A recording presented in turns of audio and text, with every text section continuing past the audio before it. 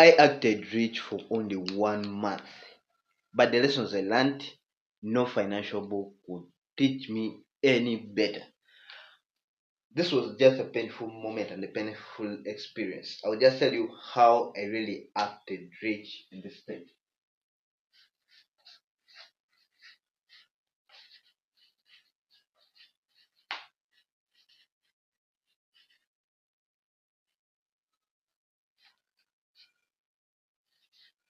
And then, secondly, I'll tell you how it ended.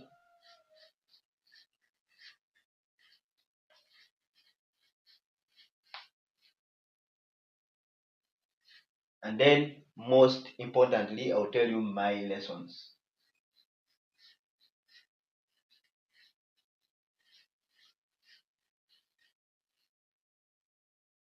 And this is my lessons will be amazing. So, how I really acted rich for this point. I'm a medical student, right? Yeah, and my income state is not that much proficient. I don't really have big sponsors that really give me the money I want every other time. So, I honestly, on a monthly basis, I'm supposed to spend less, completely less. Honestly, I'm not supposed to spend more than 300 US dollars monthly.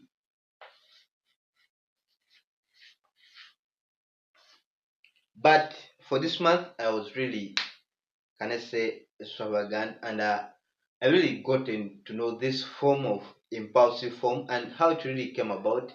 It was I had my friends, of course, a number of groups. All habits really come up when you have friends around you that are doing this. So anytime they could say a lot of things, maybe throw a party or throw something, I could easily give in. Like I had this money and it could come up all time. And how it really came about that is I've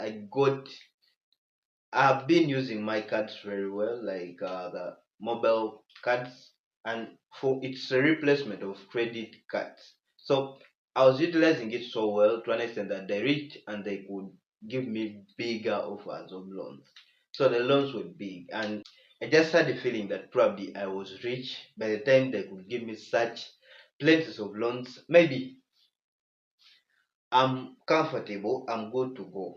I didn't know I don't know, maybe consciously I wasn't aware of my exact net worth. So, with all this, I went beyond this and I was spending more, almost like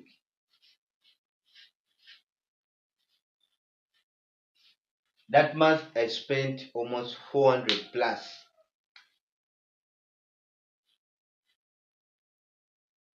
US dollars onto, when someone throws a party, I'm the first to contribute. People want to buy something or contribute over something, I'm the first to contribute. Or I even my dad changed, upgraded my life to a life that I really wanted to be at.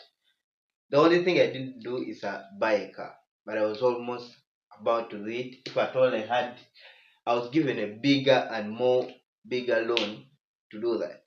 So I realized at the end, so how it really ended up,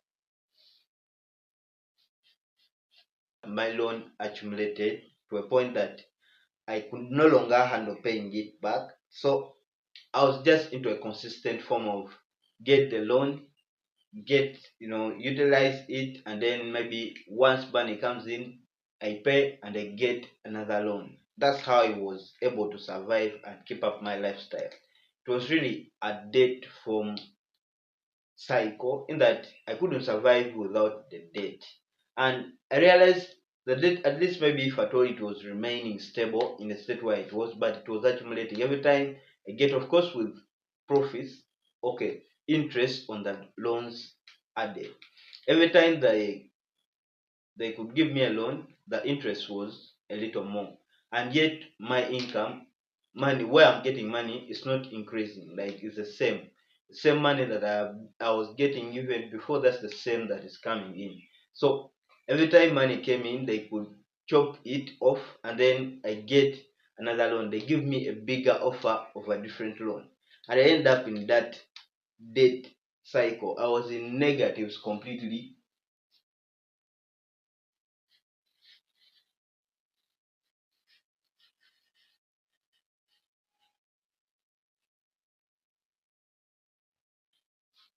It wouldn't have been so bad if at all maybe I remained in that state that money was coming and then I could pay back and get another loan and go like that. Yeah, that I wouldn't have learned maybe what I learned now. But time reached where money wasn't flowing in. Money was static, that it wasn't coming in the similar amount of money that I was really receiving previously. So this time round coming a little lower. You get maybe 100k, oh sorry, not 100 US dollars, just like that. I'm just using US dollars for easy conversion and maybe for universal coverage, yeah? So you can just convert to that. So when the money stopped coming in at in an sufficient amounts, I had to reach a point where I wasn't able to pay back the loans, right? And interest had accumulated to a point that I can no longer handle anything. So I had to learn it so much hard, something I would have learned at first. And so my lessons first was I had to put away my endorphin surge.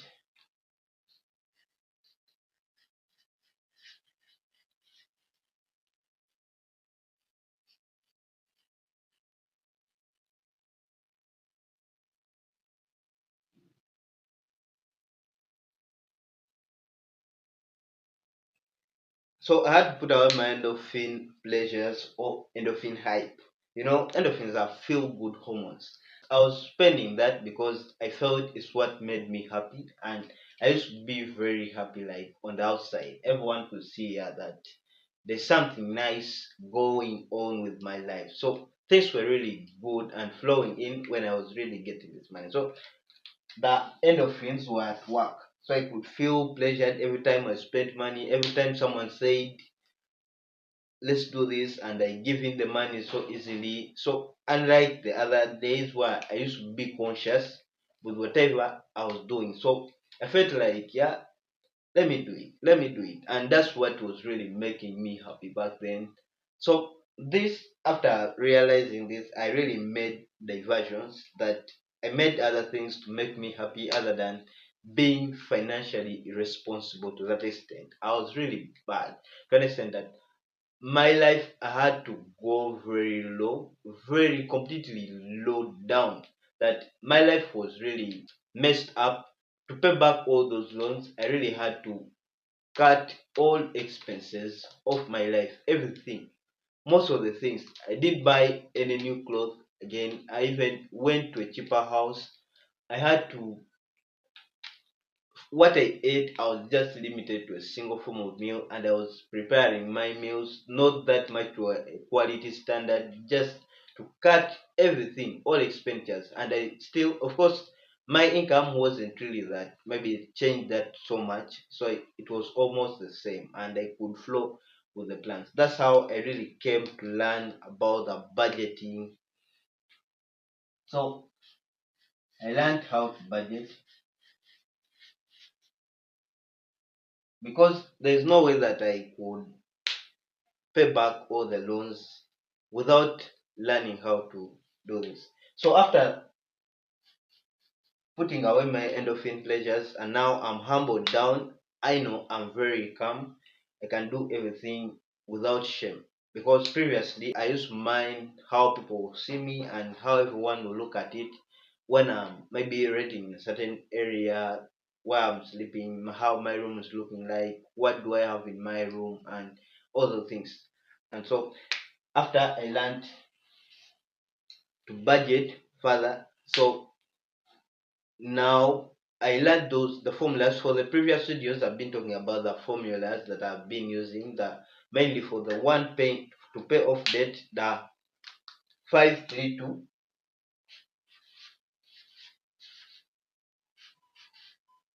the 532 formula that I use to pay off all my debt. it really worked out for me. And if you don't mind, you can also try it out. If you're going through a similar state that you're in complete debt, you even don't know how you will get out of it. It helped me in that way. And then my third lesson was to say no before yes.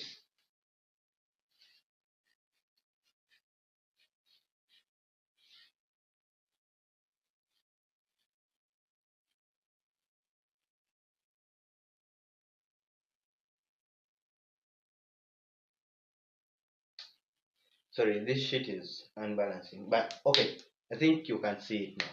Say no before yes, because I don't know. I used to end up like I was pleasured as I started here earlier.